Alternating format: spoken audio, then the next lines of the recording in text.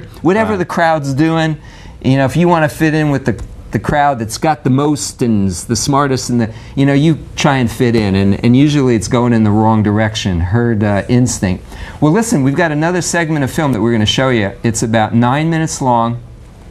So let's cue that up, guys. We'll be back in 9 minutes. If you guys want to call, if you just want to listen, whatever you want to do is cool with us. So let's show that second film. We'll be back then in 9 minutes or so. And everything gets rosier as time goes by. Can it do that? Is it powerful enough to rescue us from this, what the Bible calls bondage to decay? And the point here is selection capabilities are very limited. So geneticists now agree, or widely agreed, that essentially all mutations accumulating in the population are either neutral or deleterious. If any are beneficial, they're considered so rare as to be entirely excluded from consideration. Okay? Yeah. Another one, yeah. Throw out the computer. Anybody have another computer? We'll kill all the computers. So how much information did that add? That mutation, how much information did it add? This one? Yeah, it lost information. And see what would happen here, this is the difference between phenotype and genotype.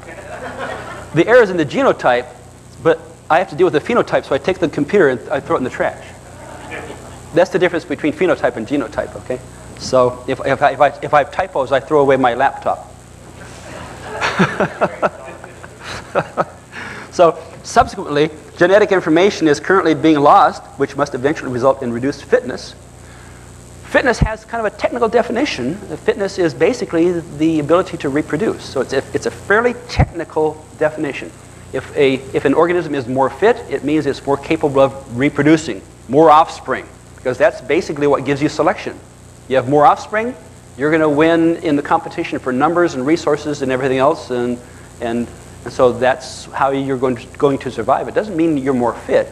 Really, more fit, it does mean you're more fit by that definition, but it doesn't mean you're more physically fit. It just means you can have more babies and reproduce better. Okay, so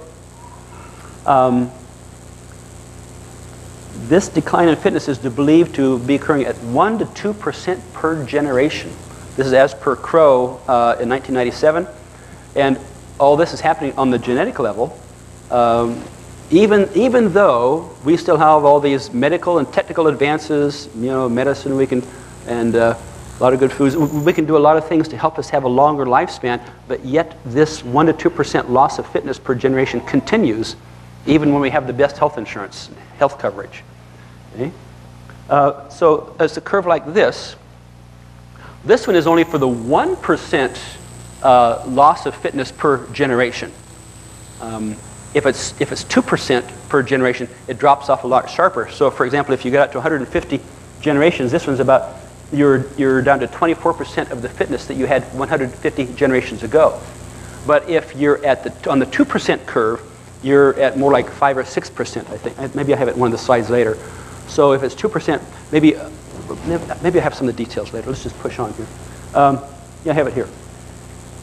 I have this example because I was thinking, well, let's see. Let's think about from the time of the flood. So if you say the time of the flood was maybe 4,500 years ago, if you take a 30-year generation, which would be a little bit longer than most would take a generation to be, then maybe 150 generations, 4,500 years, that would mean that our present fitness, on average, is only 22% of the fitness of Ham, Shem, and Japheth.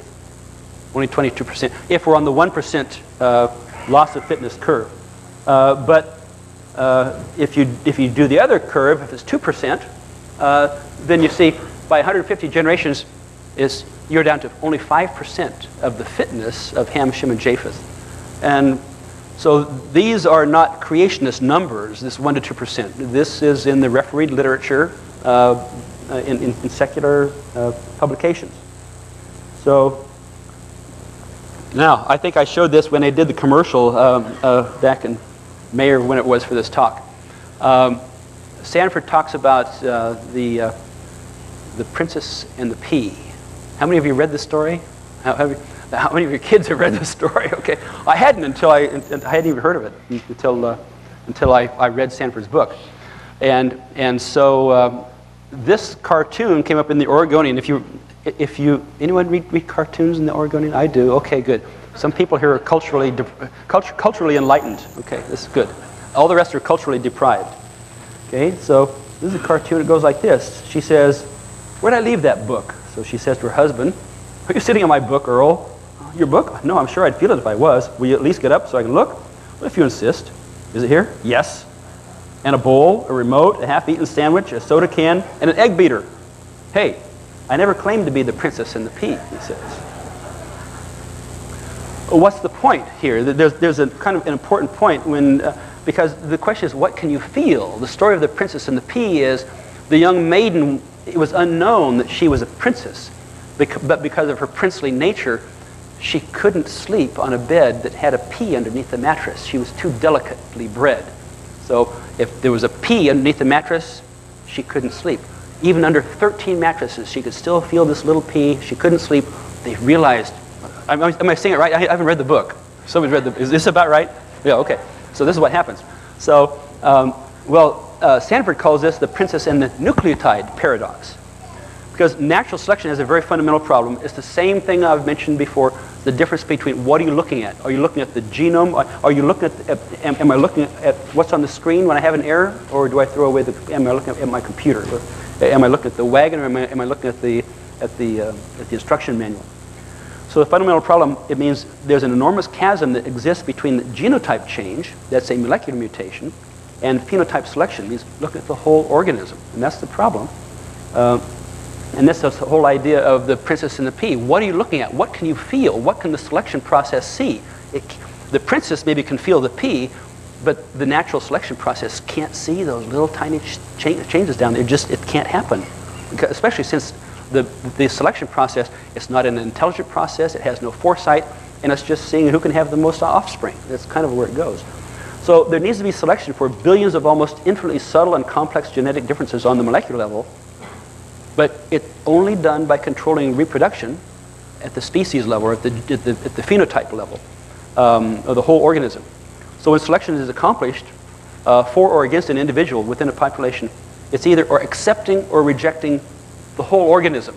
You can't say, I like that instruction manual, but we want to change that letter, there's a typo. You can't do that. You take the whole book, or you don't take it.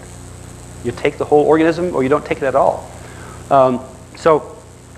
The selection process never sees the individual nucleotides, only the whole organism. It's like the red wagon. You choose the wagon, then you take the manufacturing book that's taped to the bottom and start copying the book without looking at it. You only look at the wagon, you don't look at the book. And that's what happens. And so that's the whole idea. So can selection stop the accumulation of mutations? So he says the most basic problem is this princess and the nucleotide paradox. Genotype change versus phenotypic selection, it's like the story of the princess and the pea.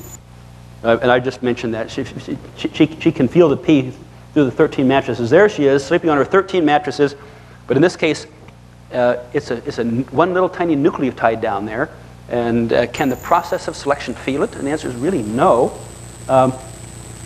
Genotypic change versus phenotypic selection is very much like this. Did I go the wrong way? What happened? What happened? So the gap between molecular mutations in a whole organism reproduction is profound. There are it has to go through a lot of different levels of organization, just like the 13 mattresses in the children's story.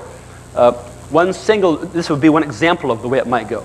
A single nucleotide might affect a specific gene's transcription, and that affects the messenger RNA processing.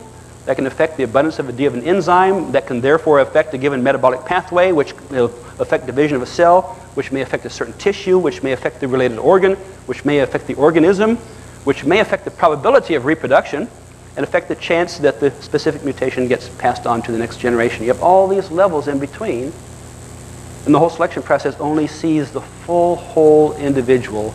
It doesn't see the little details. It doesn't see the genetic information.